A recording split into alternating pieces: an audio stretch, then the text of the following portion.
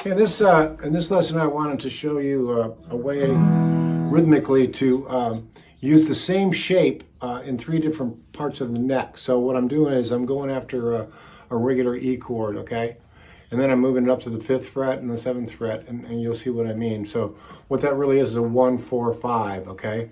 Now it's not your standard 1, 4, 5 in terms of a closed chord like a bar chord, because I'm letting the low E and the B and the E string, high E string, ring out. So check it out. There's 1, there's a 4, there's a 5, a form of B, and back to the 4. Now watch what I can do with this, and I think this might be a tool that you could use in your own playing. You can do your E any way you want. I think for right now I'm going to do it this way. I've got my pinky in there, because watch what happens.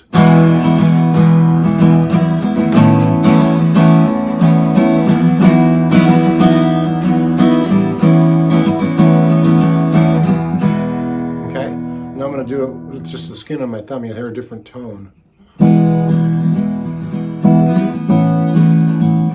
Now you have an option, if you want, if you can get your thumb in gear on that A, reach over and get that A note, 5th fret of the E string. Same thing with the B. It's an option. You don't have to though.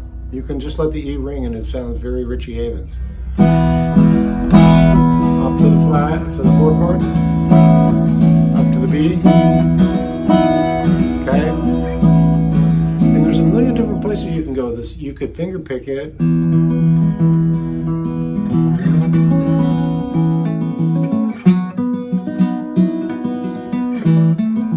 Go into an easy stroke. Got it? And then if you want, you can, mix up the pattern. That's what I would do. Like you might want to do a 1, 5, 4, or just stay at the 1 for a while. Maybe do a little sus, which is the 2nd fret of the G string with your pinky. Now in this case, you want to play an E like this, the regular old way, so you can get that access with your pinky.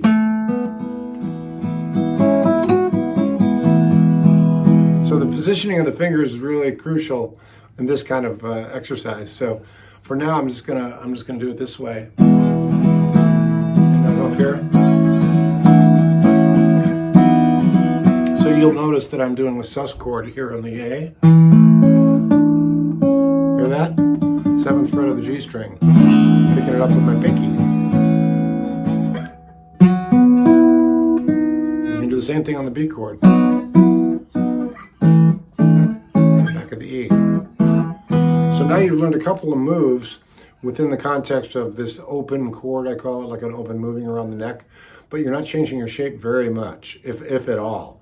You really don't have to change it at all. If you want to do the most basic, I'll do it real slow. There's your E. There's your A. Let's go up to the B, shall we?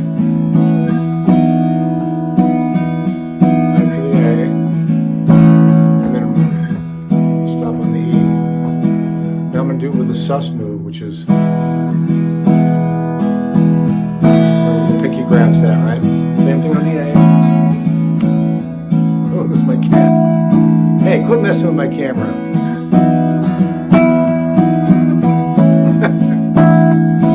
hey, quit that. Luna, stop that. This is serious business. She wants to be in the video.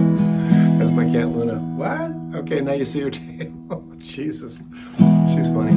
So anyway, check out those chords so you can have fun with them. And what you'll find out is you can use that shape up and down the neck in a lot of cool places. Like, check it out. G,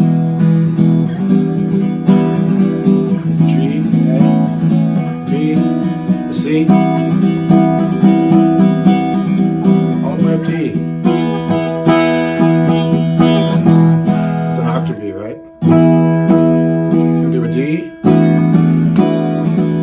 C,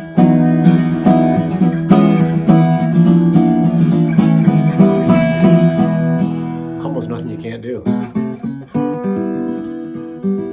Can you name that song? I bet you can.